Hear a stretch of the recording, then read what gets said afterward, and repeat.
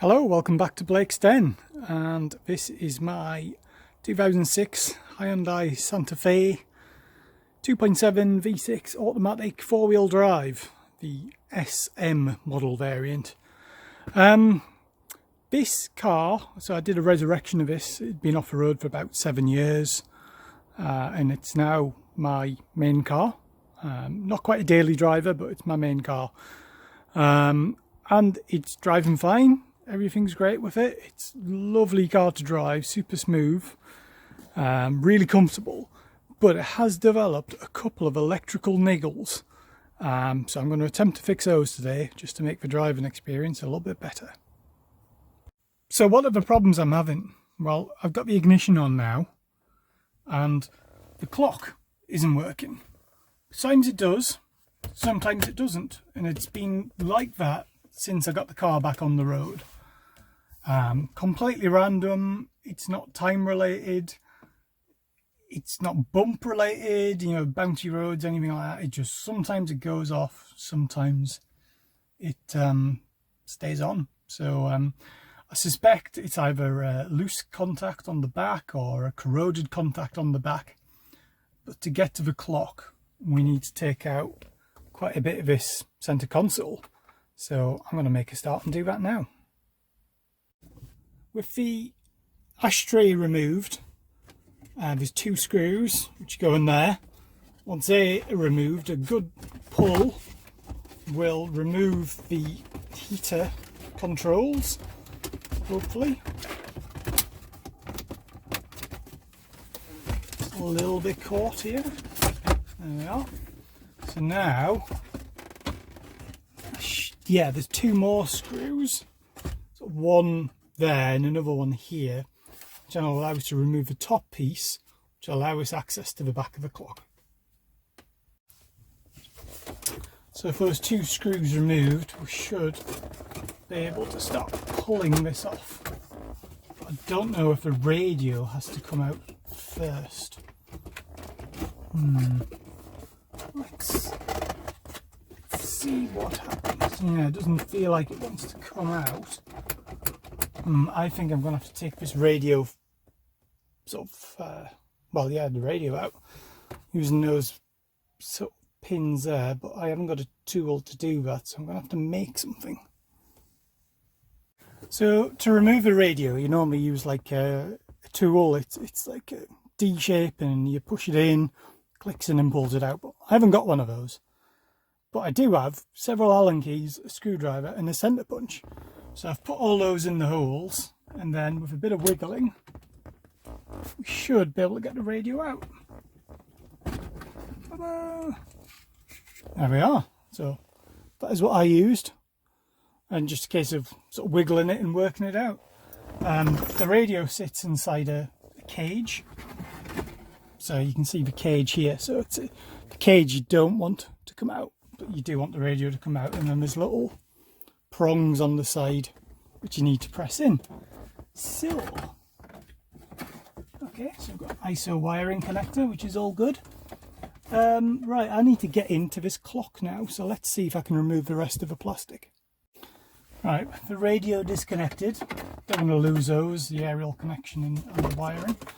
We should now be able to pull this up, he says.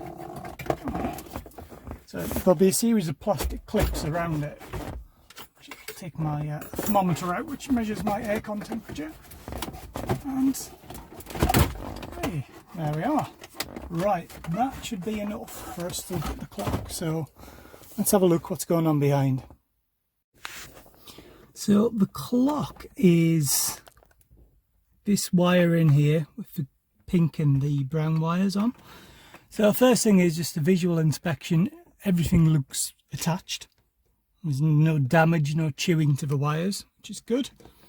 So what I think I'll do is I'll pop that plug off, and then we'll just check for corrosion on the sort of contacts of the plug.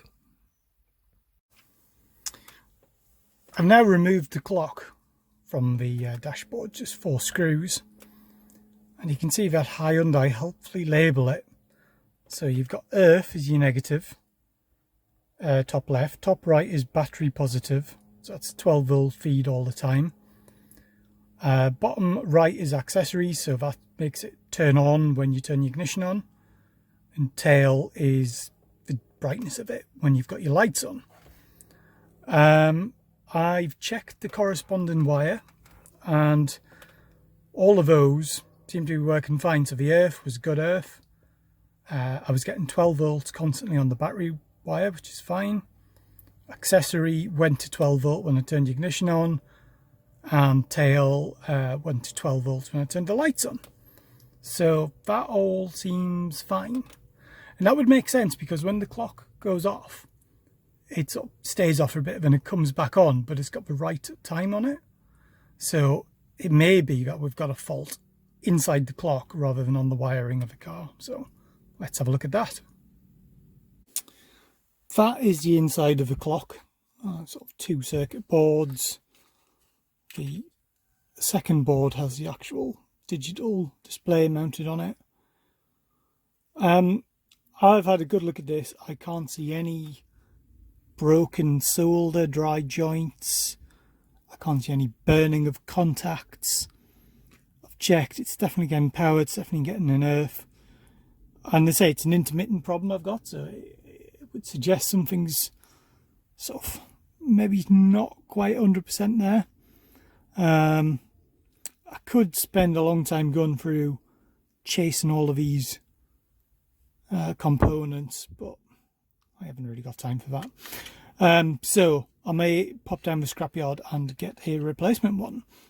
Looking on eBay, these clocks seem to vary in price from about £15 to £50. And yeah, and you can buy the dashboards around for pretty much the same money. So I'll see what the scrapyard can do. I think it might be the same clock as what goes in other models like the Getz and Sonata, and you know, stuff around the same time anyway. So so yeah, I think we'll leave that one for now.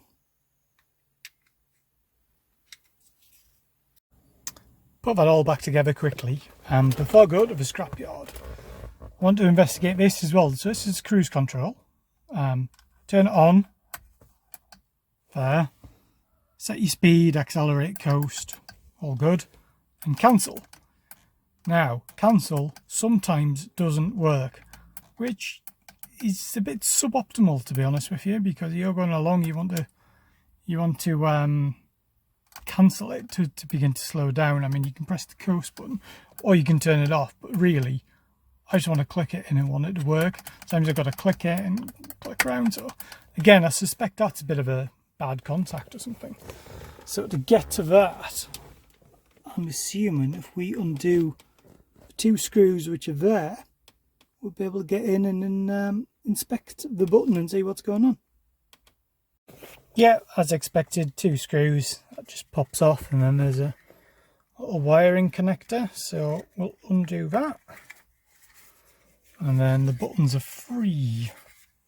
So I'm going to do some testing on these. I'll bring you back once I understand what's going on. So I've taken the back off the switch, and this is going to be one of those things I need 3 hands for. But if I probe the back of the switch with my multimeter in continuity mode, I then press the switch button,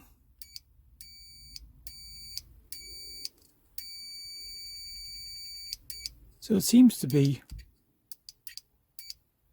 sometimes it goes, sometimes it doesn't. But anyway, it seems to be doing the job there. So I wonder if the problem might be downstream on the wiring, or whether just by disturbing it I've managed to free it up. Not sure. Again, there's no damage at all to any of the circuit board. All of the connectors are all, the soldered connections are all good. No signs of burning out or anything, so. Well, I've put that back together. The cruise button still works. I couldn't see anything wrong with it. And then I looked over and my clock's now working.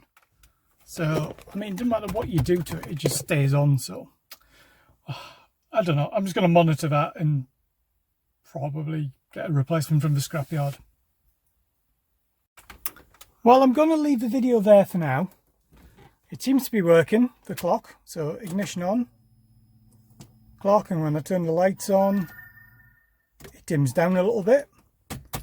And the cruise control seems, the button seemed fine, it seemed to be working. I don't know if it's just dirt in it, maybe it was jamming it, so stopping it from pressing or something.